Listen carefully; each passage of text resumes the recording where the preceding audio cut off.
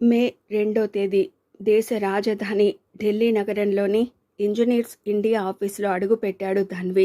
ఉదయం 10 గంటల సమయం. దేశంలోని వివిధ రాష్ట్రాల నుంచి వచ్చిన సుమారు 500 మంది ఓ పెద్ద కాన్ఫరెన్స్ హాల్లో వ్రాత పరీక్షకి హాజరయ్యారు. పరిచితులంటూ ఎవరూ లేని కొత్త వాతావరణం. పరీక్ష నిర్వహించబడే సమయం 2 గంటలు. వెంటనే కంప్యూటర్ ద్వారా పరిశీలించి అనౌన్స్ చేయబడుతుంది. వ్రాత పరీక్షలో ఎన్నికయ్యేది 50 మంది. అయితే ఆ తర్వాత ఇంటర్వ్యూలో సెలెక్ట్ చేసుకునేది కేవలం 10 మందిని మాత్రమే. సుమారు నెలకి 15,000 జీతం. పోస్టింగ్ దేశంలో ఎక్కడైనా ఉండొచ్చు. టెన్షన్గా ఉంది. అయినా ధైర్యాన్ని కూడగట్టుకున్నాడు ధన్వి. అందరితో పాటు ఉత్కంఠగా వ్రాత పత్రాన్ని అందుకున్న ధన్వికి ముందు గుర్తొచ్చింది తండ్రి. ఢిల్లీ వెళుతున్నట్టు ఆయనకి చెప్పలేదు. చెప్పేవాడే, కానీ తల్లి అంగీకరించలేదు. అందుకే నాన్నకి ఏం చెప్పాలి అన్న బాధ్యతని అమ్మకి వదిలేసి ఢిల్లీ వచ్చాడు. ఇప్పటికీ సుమారు 1/2 డజను ఉద్యోగాలలో ఇంటర్వ్యూల్ని ఫేస్ చేసిన ధన్వి వ్రాత పరీక్షల్లో ఎక్కడా విఫలం కాలేదు. ఫెయిల్ అయింది పర్సనల్ ఇంటర్వ్యూస్లోనే. అర్హత ప్రాతిపదికగా వ్యక్తుల్ని ఎన్నుకుంటారన్న నమ్మకంతో కష్టపడి రాశాడు. ఇది గవర్నమెంట్ ఉద్యోగమే అని తెలిసినా ధన్వి అంచనా తప్పు కాలేదు. సుమారు మధ్యాహ్నం 3 గంటలకి రిటన్ ఎగ్జామ్లో సెలెక్ట్ అయిన క్యాండిడేట్స్ పేర్లని నోటీస్ బోర్డులో డిస్ప్లే చేస్తే మార్కుల రీత్యా ధన్వి 4వ వార్డుగా వచ్చాడు. మనసు ఉద్విగ్నమైంది. ముందు నాన్నకి చెప్పాలనిపించింది. కానీ ఉత్సుకతని చాలా కష్టంగా ఆపుకున్నాడు. మరో గంటలో ఇంటర్వ్యూస్ మొదలవుతాయి. తను ప్రతిసారి విఫలమైంది ఇంటర్వ్యూలోనే కాబట్టి ఆ ఫలితం తెలిసాక ఏకంగా ఒకేసారి చెప్పొచ్చు. అది ఉద్యోగాన్ని సాధించగలిగితేనే. నోటీస్ బోర్డులో పేర్లని చూడాలని అభ్యర్థులంతా ఒకరినొకరు నెట్టుకుంటుంటే ఓ మూల సోఫాలో కూర్చున్న ధన్వి ఆనందంతో ఉక్కిరిబిక్కిరవుతున్న వాళ్ళని, నిరాశతో వెనుతిరుగుతున్న వాళ్ళని ఏకాగ్రతగా గమనిస్తున్నాడు. చిత్రమైన సందడి. అందరూ ఇంచుమించు తన ఈడు వాళ్లే. ఎక్స్క్యూజ్ మీ, ఎవరో పిలిచినట్లై తల తిప్పి చూశాడు ధన్వి. మీరు తెలుగువారా? ధన్వి సమీపంలో కూర్చుంటూ అడిగాడు ఓ యువకుడు. 25 వయసు. అందంగా హుందాగా ఉన్నాడు. అది కాదు అమితంగా ఆకట్టుకున్నది. ఆ వ్యక్తి పెదవులు మాత్రమే కాదు, పసిమి ఛాయలో మెరిసే చెంపలు, కళ్ళు, కనుబొమ్మలు, పాలభాగం అంతా ప్రసన్నంగా నవ్వుతున్నట్లు అనిపిస్తున్నాయి. బై నా పేరు రాకేష్. మాది వైజాగ్. మీరు డెఫినెట్గా తెలుగు వ్యక్తి అనిపించడానికి కారణం మీ చేతిలోని ఫోల్డర్ మీద నాకు కనిపించిన అడ్రస్. హైదరాబాద్ నుంచి వచ్చిన ప్రతి వ్యక్తి ఖచ్చితంగా తెలుగువాడై ఉంటాడని కాదు, కానీ ధన్వి అన్న మీ పేరు చూసి అదే పేరు నోటీస్ బోర్డులో ఉండడం గమనించి మీరు తెలుగు వాళ్ళు అనుకున్నాను.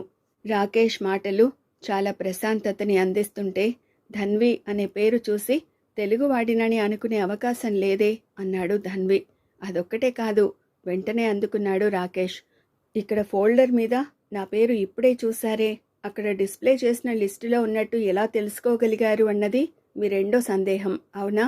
యు ఆర్ రైట్ అన్నాడు ధన్వి తాను ఉత్సాహంగా మాట్లాడుతూ. అసలు మీ పేరు ముందు చూసింది నోటీస్ బోర్డులో. అక్కడే ఆ పేరు చిత్రంగా అనిపించి 2 సార్లు మననం చేసుకుని ఈ తెలుగు వ్యక్తి ఎక్కడా అంటూ గాలించడం మొదలుపెట్టాను. ఇకపోతే నా పేరే చిత్రంగా అనిపించిన మీకు నేను తెలుగు అన్నని ఎలా గుర్తుపట్టారో చెప్పండి మాస్టారు అన్నది మీరు అడగబోయే 3వ ప్రశ్న అయితే నా జవాబేంటో తెలుసా ధన్వి గారు? కొందరు పరిచయం అవుతూనే పరిసరాలని ఆనందపు వెల్లువగా వెదజల్లుతూ వెలిగిస్తూ అతి స్వల్పకాలంలోనే చాలా ఆత్మీయులు అవుతారన్న సత్యానికి నిదర్శనంగా కనిపిస్తున్న రాకేష్ అడగకుండానే చెప్పాడు. అసలు మీ మాతృభాష తెలుగే అనుకోవడానికి కారణం డిస్ప్లే చేసిన నోటీస్ బోర్డులో మీ పేరుతో పాటు సన్ ఆఫ్ నీలకంఠం అంటూ మీ తండ్రి గారి పేరు కనిపించడమే మాస్టారు. సో క్షణమాగి అన్నాడు. నా మేధస్సుని మీరు అభినందిస్తున్నారు. వెంటనే సెలెక్ట్ అయిన మీరు నేను అందించే అభినందనల్ని అందుకోబోతున్నారు. థ్యాంక్ యూ అంటూ కరచాలనం చేసిన ధన్వి అలాగే మీకు నా అభినందనలు అన్నాడు రాకేష్తో. విభ్రమంగా చూశాడు రాకేష్. ఎందుకు? మీ ఉత్సాహం బట్టి మీ పేరు లిస్ట్లో ఉందన్న నమ్మకం. పప్పులో సాలిడ్గా కాలేశారు. రాకేష్ నవ్వాడు. ప్రామిస్ మాస్టారు, నేను రిటర్న్లో ఫెయిల్ అయ్యాను. అదోలాంటి భావంతో ఐఎమ్ సారీ అన్నాడు ధన్వి. వైఫల్యాన్ని సైతం రాకేష్ అంత స్పోర్టివ్గా తీసుకోవడం ఆశ్చర్యంగా అనిపించింది కూడా. పరిచయమై 10 నిమిషాలు కూడా కాలేదు. కానీ రాకేష్ ధన్విని చాలా ఆకట్టుకున్నాడు. అంతకు మించి అనువంత బాధని సైతం ప్రదర్శించని రాకేష్ ఒక చిన్న అపజయానికి సైతం నిరాశావాదంతో కూరుకుపోయే నేటి యువతకి భిన్నంగా కనిపించాడు. నేనిప్పుడు ఫీల్ అయింది లిస్టులో నా పేరు లేనందుకు కాదు మిస్టర్ ధన్వి. మరి మీరు సారీ చెప్పినందుకు. రాకేష్ పకాల్న నవ్వాడు, కడలి ఒడ్డున దాటిన కెరటంలా. ఇలా అన్నందుకు మీరు ఫీల్ అయితే నేను సెకండ్ టైం ఫీల్ అవుతాను, ప్రామిస్. ధన్వి ఆశ్చర్యంగా చూస్తూ, ఇష్టం లేకుండానే మీరు ఇంటర్వ్యూకి వచ్చారా అన్నాడు రాకేష్ ఉద్దేశం అర్థం కాక. భలేవారే, రాకేష్లో అదే ఊపు, ఉత్సాహం. ఒక బ్రహ్మాండమైన జాబ్కి అయిష్టంగా వచ్చేవాడు ఎవడు ఉండడు ధన్వీజీ. నిజంగా ఆశపడే వచ్చినా అంతర్లీనంగా ఎక్కడో ఫెయిల్ అవ్వాలని కోరుకున్నానేమో. నాకు అర్థం కావడం లేదు. అర్థం కావాలి అంటే మీకు మన తెలుగు కవి సినారే పరిచయం ఉందో లేదో ముందు నాకు చెప్పాలి. వ్యక్తిగతంగా లేదు కానీ నారాయణరెడ్డి గారి సాహిత్యంతో పరిచయం ఉంది. వండర్ఫుల్. ఇంకేముంది మాస్టారు.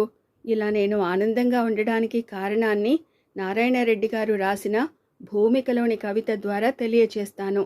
ఆధునికంగా కనిపించే రాకేష్కి తెలుగు సాహిత్యం గురించి అవగాహన ఉండడం ఆనందం అనిపించడంతో వెల్కమ్ అన్నాడు ధన్వి. గొంతు సవరించుకున్న రాకేష్ పొయిటిక్గా చెప్పాడు.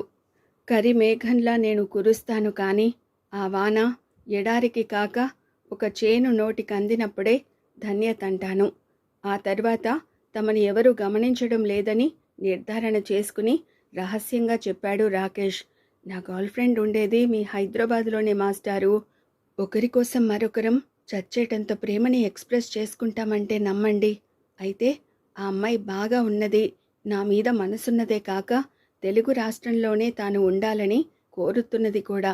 ఎస్ మాస్టారు, మా పెళ్ళికి అదో తిరుగులేని షరతు. అందుకే ఈ జాబ్ తప్పిపోయినందుకు బాధపడుతూ కూడా రవ్వంత ఆనందాన్ని ప్రకటిస్తున్నాను. తెలుగు రాష్ట్రంలో కాక మరెక్కడైనా జాబ్ చేయడం అంటే ప్రేమని పోగొట్టుకోవడం. పచ్చని చేల మధ్య కాక ఎక్కడో ఎడారిలో వర్షమై కురవడం లాంటిది అనిపించి ఇప్పుడు హ్యాపీగా వైజాగ్ వెళ్ళిపోవాలనుకుంటున్నాను. ఓకే, నేను మిమ్మల్ని హైదరాబాద్లో కలవాలనుకుంటున్నాను. కాబట్టి మీ అడ్రస్ ఇస్తే ఆనందిస్తాను. ఓ స్లిప్ మీద తన అడ్రస్ రాసిచ్చిన ధన్వి ఇంటర్వ్యూస్ మొదలయ్యాక కూడా రాకేష్తో మాట్లాడుతూ చాలాసేపు గడిపాడు. అది ఆహ్లాదమో లేక విసుగు చెందే అవకాశం లేని పారవస్యమో. ధన్వి రెప్పలార్పకుండా చూడ్డం మాత్రమే కాదు, చెవులు రిక్కించి కర్ణపేయంగా మాట్లాడగలుగుతున్న రాకేష్ మాటలు వినడాన్ని ఇష్టపడుతున్నాడు. ప్రతి చిన్న రాపిడిని తెరపడని నాటకంలోని గాయమనుకుంటూ పాత్రల్లా నటించడం అలవాటైన ఇప్పటి యువతీ యువకులందరూ రాకేష్ని ఆదర్శంగా తీసుకుంటే దట్టించబడ్డ తుపాకీలా దశలవారీగా సంఘాన్ని తిట్టుకుంటూ బ్రతుకుతూ ఒంటరితనపు చీకటి గదిలో ముఖం చెల్లని స్థితిలో అంతర్ముఖుల్లా నిట్టూర్చుతూ కుంచుకుపోయేవారు కాదు. అది కాదు, ధన్వి తనని తాను కూడా రాకేష్తో కంపేర్ చేసుకుంటున్నాడు. ప్రతి సంఘటన జీవితానుభవాన్ని అందించే ప్రేరణ, ప్రతి అనుబంధము ముందుకు కదిలించే స్ఫూర్తిగా అంగీకరిస్తూ సైతం తెలియని భ్రమల దగ్గర ఆగిపోయి ఝూంకారాలని గమ్యం గురించి తను అలజడి చెందడం ధన్వికి అలవాటే. ఆశావాదిని అనుకుంటూ ఎక్కాల్సిన శిఖరం వైపు చూస్తూ అసలు ఇది సాధ్యమవుతుందా అనుకునే క్షణికమైన ఆందోళనలో ధన్వి కూడా చాలాసార్లు ఇరుక్కున్నాడు. అయితే రాకేష్ వీటన్నింటికీ అతీతుడిలా ఉన్నాడు. తన ఉనికిని చూసి తనే ఉలికిపడ్డం నేరమనుకునే ధన్వికి రాకేష్ ఎంత నచ్చాడు అంటే అతడి నుంచి తను నేర్చుకోవాల్సిన ఏ అంశాన్నో ఇప్పుడు గమనించగలిగినట్టు అనిపించింది. అదిగో సరిగ్గా అప్పుడు వినిపించింది. Mister Dhanvi from Hyderabad. ఆలోచనల నుండి తేరుకున్న ధన్వి ఎస్ అంటూ పైకి లేచాడు. మీకు అర్జెంట్ ఫోన్ కాల్ అంది అక్కడ రిసెప్షన్ దగ్గర ఉన్న అమ్మాయి. విభ్రమంగా చూశాడు ధన్వి. తన పేరు పిలిచింది ఇంటర్వ్యూ కోసం అనుకుంటే రిసెప్షన్ కౌంటర్ దగ్గరికి రమ్మని కబురొచ్చింది. నెమ్మదిగా నడిచాడు. సాలోచనగా రిసీవర్ అందుకున్న ధన్వి ఎస్ ఎవరు అన్నాడు. ఆ తర్వాత ధన్వి జవాబు చెప్పలేదు. వింటున్నాడు మౌనంగా. 2 నిమిషాలు స్థానువులా నిలబడిపోయిన ధన్వి యాంత్రికంగా రిసీవర్ని హుక్పై ఉంచాడు. రాకేష్ ఏమనుకున్నాడో స్వేదం పేరుకున్న ధన్వి ముఖాన్ని చూస్తూ ఏమైంది మిస్టర్ ధన్వి అన్నాడు నెమ్మదిగా. Anything wrong? అలా అడగాల్సి రావడం రాకేష్కి బాధాకరంగా అనిపించింది. కానీ ధన్విలో హఠాత్తుగా వచ్చిన మార్పుకి రాకేష్ అలా రియాక్ట్ అయ్యాడు. పరిచయం అతి స్వల్పమైతేనేం రాకేష్ని ధన్వి కూడా అంతగా ఆకట్టుకున్నాడు. మాటల్లో క్లుప్తత, తుఫాను గాలిలో సైతం అల్లనల్లన కదిలే కెరటం లాంటి ప్రత్యేకత, కళ్ళల్లో పేరుకున్న ఆశావాదుల విద్యుల్లతలు, కాలిపోయిన బృందావనంలో కూడా ఆశల దివ్వెల్ని వెలిగిస్తానన్న ధీమా. చెప్పండి మాస్టారు, అలజడిని దాచుకోలేని రాకేష్ ఆర్తిగా పిలిచాడు ధన్విని. ఉన్నట్టుండి మీలో ఈ మార్పేమిటి? అసలు ఫోన్ వచ్చింది ఎక్కడి నుంచి? చెప్పాలని లేదు ధన్వికి. అయినా రాకేష్ వదిలిపెట్టడం లేదు. హైదరాబాద్ నుంచి అన్నాడు తప్ప చేసింది సామ్రాజ్యమని చెప్పలేదు. మా నాన్నగారికి. రాకేష్ దిగ్భ్రాంతిగా చూశాడు. మీ నాన్నగారికి ఒంట్లో లేదు. సన్నని ప్రకంపన ధన్వి గొంతులో. ఒంట్లో బాగోలేకపోవడం కాదు, హార్ట్ అటాక్తో 1 గంట క్రితం చనిపోయారట. పక్కలో బాంబు పడ్డట్టు ఉలిక్కిపడ్డ రాకేష్ ధన్వికి ఆసరా ఇవ్వాలనుకున్నాడు. కానీ ధన్విని చూస్తుంటే అవసరం అనిపించడం లేదు. ఎదలోని రక్తనాడులు ధన్వి కళ్ళల్లో రుధిరాన్ని నింపి ఓడించే ప్రయత్నం చేస్తున్నా మొండిగా నిలదొక్కుంటున్నాడు. నేను ఒక్కగానొక్క కొడుకుని రాకేష్. ఆయన ప్రతి క్షణం దిగులు పడింది నా కోసమే. నేనేమవుతానో అన్న బెంగతోనే ఎక్కువగా కలవరపడేవారు మా నాన్న. చెబుతున్నట్టు లేదు, స్వగతంలో మాట్లాడుతున్నట్టుగా ఉంది. అది మాట్లాడడం కూడా కాదు. మనసు బొబ్బల మంటతో మండిపోతుంటే ఇలా అనుభవానికి భాష్యం చెప్పడం చేతకాని స్థితిలో పదాల్ని కూడకట్టుకునే ప్రయత్నం చేస్తున్నాడు. చురకత్తుల్లా కోస్తున్న ఆలోచనలకి సాధ్యం కాని నిబ్బరంతో జవాబులు చెప్పే ప్రయత్నంలో ఖాండవ వనంలా మండుతూ కూడా ఇంకా మనిషిగా నిలబడే ప్రయత్నం చేస్తున్నాడు Dhanvi. Extremely sorry mister Dhanvi అన్నాడు రాకేష్. వెంటనే బయలుదేరడం మంచిది. కావాలంటే నేను మీకు తోడుగా వస్తాను. ధన్వి జవాబు చెప్పలేదు. వెంటనే అతని కళ్ళకి కన్నీరు కార్చడం చేత కావడం లేదు. కానీ అంతా అస్పష్టంగా ఉంది. ప్రతి దృశ్యం మసకగా కనిపిస్తుంది. కన్నీళ్లు ఉబకడం లేదు, కానీ కనుపాపల్ని నీళ్లు తడుపుతున్నాయి. చెప్పండి ధన్వి, బీ బ్రేవ్. రాకేష్ మాటలు పూర్తి కాలేదు. ధన్వి జవాబు చెప్పాడు నిశ్చలంగా. లేదు రాకేష్, నేను బయలుదేరాలని లేదు. ముందు ఇంటర్వ్యూకి అటెండ్ కావాలి. నాకేమీ జరగనంత నిబ్బరంగా నేను ఇంటర్వ్యూ ఫేస్ చేయాలి. మా నాన్నగారికి నా మీద నిన్నటిదాకా ఉన్న అపనమ్మకాన్ని చెరిపేయాలి. మీకు తెలీదు రాకేష్. గొంతు గాద్గదికంగా మారడం ధన్వికి అనుభవం అవుతోంది. అసలు తన సహాయం లేకుండా, తన ప్రమేయంతో పని లేకుండా నాకు జాబ్ రాదనేవారు. నాకు అవసరం లేదు అని నేనంటే నీకెంత పొగర్రా అంటూ ప్రతి క్షణము నన్ను తిడుతూ తూలనాడుతూ తన కోపాన్ని చల్లార్చుకునేవారు. ఇప్పుడు వెంటపడ్డానికి కానీ సాయపడ్డానికి కానీ ఆయన బ్రతికి లేరుగా. అందుకే ఉద్యోగం సాధిస్తాను. నా నమ్మకం నిజమని నిరూపిస్తాను. నీదంతా తప్పు నాన్న అంటూ నా గెలుపు ఆయనకి అర్థమయ్యేట్టు చేస్తాను. తూలబోతూ తనను తాను నిలదొక్కునే ప్రయత్నం చేసిన ధన్వి, నన్ను కాస్త ఒంటరిగా వదిలిపెట్టండి రాకేష్. మా నాన్నగారికి కొంతసేపు శ్రద్ధాంజలి ఘటించి నాకు నేనుగా శక్తిని కూడగట్టుకునే అవకాశం ఇవ్వండి ప్లీజ్ అంటూ సోఫాలో ఓ మూల కూర్చుండిపోయాడు ధన్వి. అప్పుడు రాలిపడింది రాకేష్ కంటి నుంచి ఓ నీటి బొట్టు. వరద గోదారి లాంటి సమస్యల సుడిగుండంలో చిక్కుకుని కూడా నిశ్శబ్దంలా కరుగుతూ అస్తిత్వాన్ని కాపాడుకోవడానికి ప్రయత్నిస్తున్న మిత్రుడా, నువ్వు నిప్పుని మింగి బ్రతికే చెకోరానివో, లేక సృష్టి ఉగ్రనేత్రం నుంచి జారిపడ్డ భాస్వర స్వప్నానివో నాకు తెలియదు. కానీ నీ గుండె ఏడ్చినా ఆ బాధని కంటిదాకా రానివ్వని నీ శక్తిని అభినందిస్తున్నాను. కురవని భాష్పాలతో నువ్వు చెప్పిన భాష్యానికి పులకించి నువ్వు గెలవాలని కోరుకుంటూ వెళ్ళిపోతున్నాను.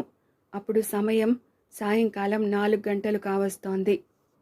Mister Dhanvi, interview board chairman Sinha Dhanvi certificates చూస్తూ అన్నాడు. మీరు డిగ్రీలో సంపాదించిన మార్కులతో పాటు మేం నిర్వహించిన థియరీ పేపర్ స్కోర్ కూడా ఇంప్రెసివ్గా ఉంది.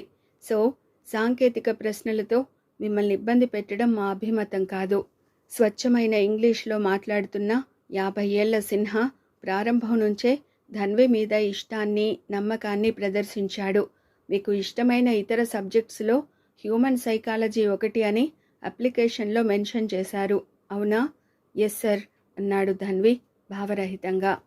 ఎక్కడో ఉన్న తండ్రి శవమే గుర్తుకొచ్చిందో, తిరిగి రాని భర్త కోసం అమ్మ చేస్తున్న అరణ్య రోదనే అతడి స్మృతి పథంలో మెదిలిందో. మామూలుగా మాట్లాడడం కష్టంగా ఉంది, అయినా శక్తిని కూడగట్టుకుంటున్నాడు ధన్వి. మిస్టర్ ధన్వి, ఈ కంప్యూటర్ యుగంలో, స్పేస్ ఏజ్లో కలిమి లేమి అన్న తేడా లేకుండా ప్రతి మనిషి అశాంతితో బ్రతుకుతున్నాడు. దానికి కారణం పరిసరాలా, లేక అనుకోకుండా ఎదురయ్యే పరిస్థితులా? అదే కాని నాడు మనిషి పరిణామ దశలో సాధించిన సాంకేతిక ప్రగత? మనిషిలోని ఇప్పటి అశాంతికి కారణమేది? 10 లిప్తల విరామం. ధన్వికిది ఇంటర్వ్యూలా కాక తన ప్రస్తుత పరిస్థితి గురించి తెలిసి అడుగుతున్నట్టుగా ఉంది. గుండె గవాక్షాల నుంచి జారిపోతున్న నిబ్బరాన్ని నియంత్రించుకోవడం ఎంత కష్టమో ఇప్పుడు అనుభవపూర్వకంగా తెలుస్తోంది. Sir, true peace of mind comes from expecting worst అన్నాడు ధన్వి. ఎస్ మిస్టర్ సిన్హా, మనిషికి పుట్టుకతోనే ఖర్చు లేకుండా నేర్చుకునే అంశం కలలు కనడం. ఆ కలలు నిజం చేసుకోవడం కోసమే ప్రతి క్షణమూ తప్పించిపోతుంటాడు. సాధ్యాసాధ్యాల గురించి ఆలోచించకపోవడంతో అసలు సమస్య మొదలవుతుంది. తన శక్తికి మించిన ఆరాటంతో పోరాడి ముందుగా తనకు తానే శత్రువుగా మారిపోతాడు. తన ఇంటి కిటికీ పక్కన ఉన్న గులాబీ అందాన్ని చూసి ఆనందం పొందడం కాక, ఆకాశంలో పాలపుంతని చేరుకోవాలనో లేక సొంతం చేసుకోవాలనో కాలాన్ని వెచ్చిస్తూ తనదైన జీవితం నుంచి తాను దూరం జరిగిపోతాడు. ఇంటర్వ్యూ బోర్డులోని 3 సభ్యులు ఆసక్తిగా గమనిస్తుంటే చాలా ఏకాగ్రతగా తన అభిప్రాయం చెప్పుకుంటూ పోయాడు ధన్వి. కాలం గడిచే కొద్దీ అనుకున్నది సాధించలేకపోతున్నానన్న ఆందోళనకి లోనవుతాడు. ఆందోళన నుండి అభద్రతకి గురవుతాడు. తనకన్నా మరెవరో ముందుకు దూసుకుపోతున్నారన్న ఆత్మన్యూనత భావానికి లోనవుతాడు. అక్కడ మొదలైన అశాంతి తన వ్యక్తిత్వాన్ని కోల్పోవడమే కాక, తన కుటుంబానికి, తానున్న సంఘానికి సమస్యగా మారతాడు. ఒక్క మాటలో చెప్పాలంటే అతడు అశాంతి అనే పదానికి నిర్వచనమైపోయాడు. అలాంటి అశాంతికి లోను కాకూడదంటే? సిన్హా నవ్వుతూ అడిగాడు. కలలు కనడం మానేస్తే సరిపోతుందా? నో సర్, కలలకి పుట్టిల్లైనా మనసులోకి చూసుకుంటే సమస్య పరిష్కారమవుతుంది. బ్రతికిలేని నాన్న ప్రాణాలు పోయి ఇప్పటికి ఎంత దూరం ప్రయాణం చేసి ఉంటాడో అతనికి తెలీదు. ఎస్ సర్, నిర్వేదంగా అన్నాడు ధన్వి. మనం మన జీవితంలో ఎక్కువ భాగం పరిసరాలని, ప్రపంచాన్ని చూడ్డంలో, చదవాలని ప్రయత్నించడంలో వృధా చేస్తాం తప్ప మనలోకి మనం చూసుకోవాలని ప్రయత్నించం. చాలా శోధించిన శాస్త్రజ్ఞానం చంద్రుడి మీద కాలు పెట్టేదాకా, గ్రహాల ఉనికిని తెలుసుకునేదాకా ప్రయాణం చేసిన మాట నిజం. కానీ మనలోని మనల్ని శోధించగలిగే చదువుని మనకి అందించలేకపోయింది.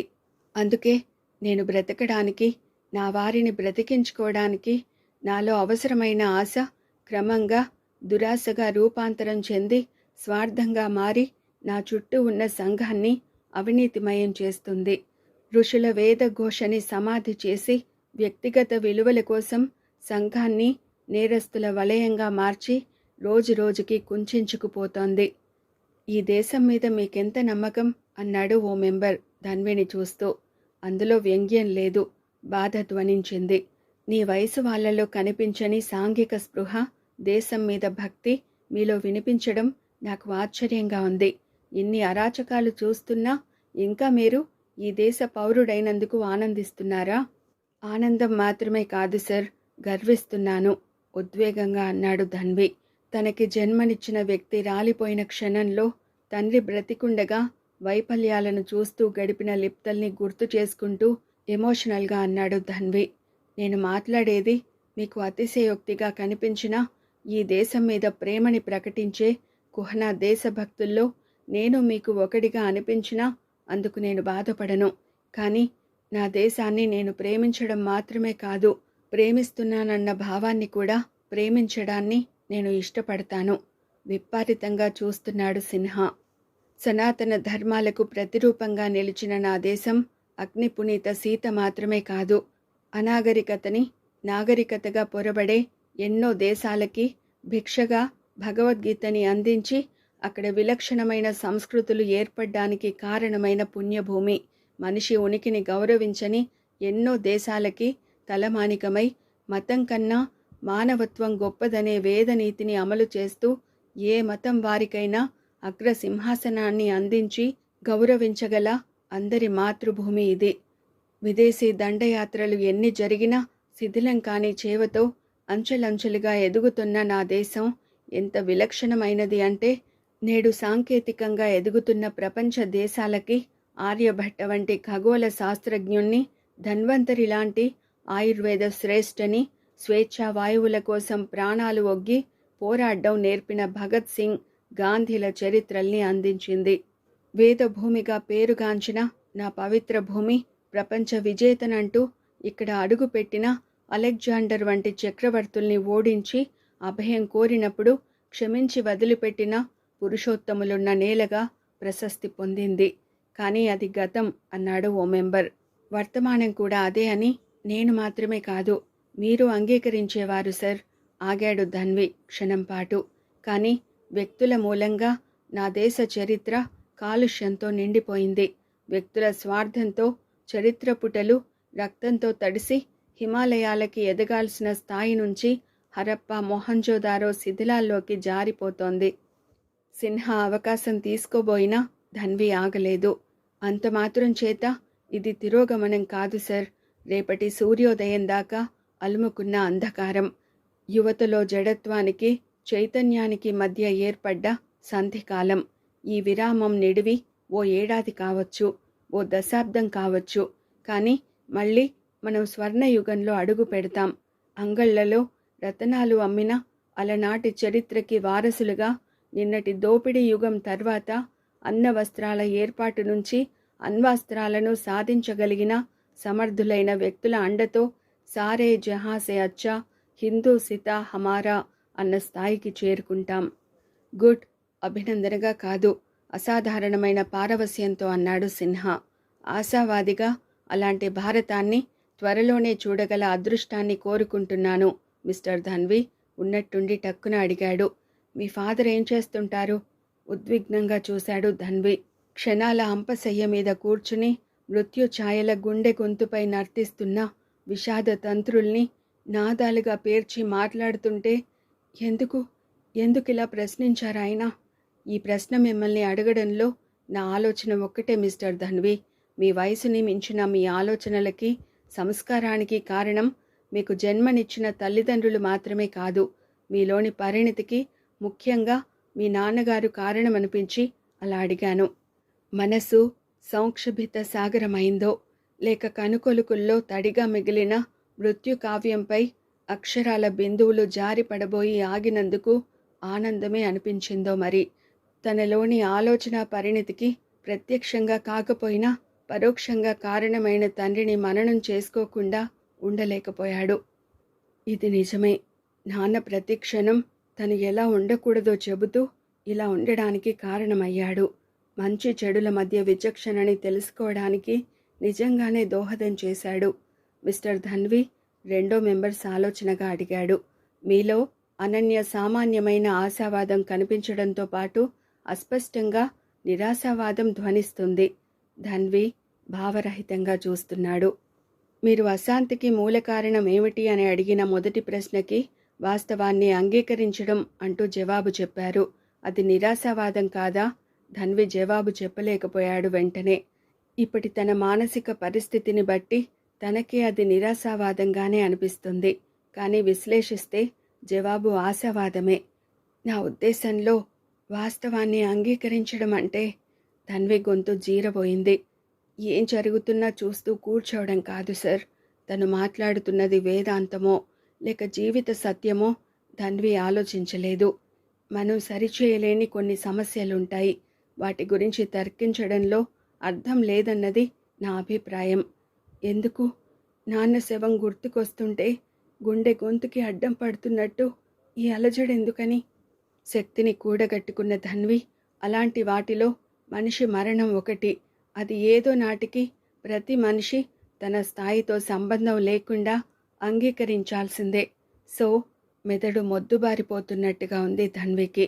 ప్రపంచంలోని నిస్త్రానంతా అతడిపైకి దండయాత్ర చేసి ఓడించాలని ప్రయత్నిస్తుంటే తట్టుకోవడం కష్టంగా ఉంది. సో తన భావాన్ని మరింత విశదీకరిస్తూ చెప్పాడు ధన్వి. ఈ ప్రపంచంలో ప్రతి సమస్యని ప్రతి వ్యక్తి 4 ప్రశ్నలతో పరిష్కరించుకోగలడన్నది నా అభిప్రాయం. శతసహస్ర ప్రాకారాలుగా గుండె పగిలి అప్పటిదాకా ఉన్న శక్తి హరించుకుపోతుంటే తను గెలిచి తీరాలన్న కాంక్షతో ఉద్విగ్నంగా చెప్పుకుపోయాడు ధన్వి. మొదటి ప్రశ్న, సమస్య ఏమిటి? రెండో ప్రశ్న, సమస్యకి కారణమేమిటి? మూడో ప్రశ్న, సమస్యకున్న పరిష్కార మార్గమేమిటి? నాలుగో ప్రశ్న, ఈ పరిష్కార మార్గాలలో ఉత్తమమైనదేది? ఆగాడు క్షణం. ఇది చాలు. ఈ 4 ప్రశ్నలకి జవాబులు తెలుసుకుంటే మన విషాదాన్ని చాలా వరకు తొలగించుకోగలం. అశాంతి అనే పదాన్ని విషాదంగా చెప్పి తప్పు చేశాడా? It's interesting mister Dhanvi, Sinha అడిగాడు ఉత్సుకతగా. మీరే ఏదో ఓ అంశాన్ని తీసుకుని కేస్ స్టడీలాగా ఆ 4 ప్రశ్నలకి జవాబు చెప్పగలరా? Yes sir. ధన్వి కళ్ళు మూసుకున్నాడు. నేత్రాంచలాలలో నిలబడ్డ నీటి బొట్టు చెంపలపైకి జారకముందే గబాల్న కళ్ళు తెరిచాడు ధన్వి. ఓ యువకుడి తండ్రి చనిపోయాడు. అది సమస్య. మొదటి ప్రశ్నకి జవాబు తండ్రి మరణం. రెండో ప్రశ్న, సమస్యకి కారణం వెతకడం, హార్ట్ అటాక్. నిద్ర జాగృతం లాంటి స్థితిలో ధన్వి చెప్పుకుపోతున్నాడు. మూడో ప్రశ్న, సమస్యకున్న పరిష్కారం వెతకడం. ఆ స్థితిలో ఒక కుటుంబ యజమాని మరణం తర్వాత ఆ కుటుంబంలోని వ్యక్తులు చేయగలిగేది రెండే. చావన్నది ఇన్ఎవిటబుల్ అని తెలుసుకుని దుఃఖాన్ని దిగమింగుకుని ధైర్యంగా బ్రతకడం, లేదు ఆ బాధని తట్టుకోలేక విషం తాగి చావడం. అర్ధోక్తిగా అన్నాడు సిన్హా. నాలుగో ప్రశ్న, మనకి తోచిన ఉత్తమ పరిష్కారం వెతకడమైతే అలాంటి స్థితిలో మీరు ఉంటే ఏం చేస్తారు? నేను బ్రతకడం, అమ్మని బ్రతికించుకోవడం. You can go now. Sinha interview పూర్తయినట్టుగా అనేసరికి అనవసరంగా తన వ్యక్తిగత సమస్య చర్చించానా అనుకున్న ధన్వి చివరిసారిగా అందరి దగ్గర సెలవు తీసుకుని వెళితే మిగతా కమిటీ సభ్యులు విభ్రమంగా సిన్హాని చూశారు.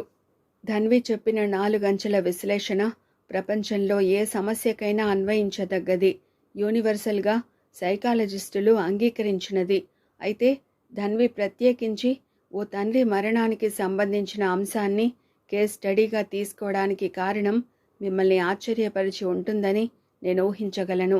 ఎస్ మై డియర్ కొలీగ్స్, మేధాశక్తికి మాత్రమే కాక అంతకు మించిన గుండె నిబ్బరానికి ఉదాహరణగా నిలబడగలిగే వ్యక్తి ఓ కంపెనీ ఎగ్జిక్యూటివ్ కావడానికి అన్ని అర్హతలు కలవాడని మీరు ఒప్పుకుంటే, ఎక్కడో తన ఇంటి దగ్గర తండ్రి శవం అంత్యక్రియలకి ఓ పక్క సిద్ధంగా ఉన్నా ఇక్కడ ఇంటర్వ్యూ ఫేస్ చేసిన ధన్వి సృష్టిలో సమర్థుడైన యువకుడు. సిన్హాకి ఆ నిజం ఎలా తెలిసినా కానీ మిగతా మెంబర్స్ ఇద్దరూ అప్రతిభులై చూస్తున్నారు ధన్విని గుర్తు చేసుకుంటూ.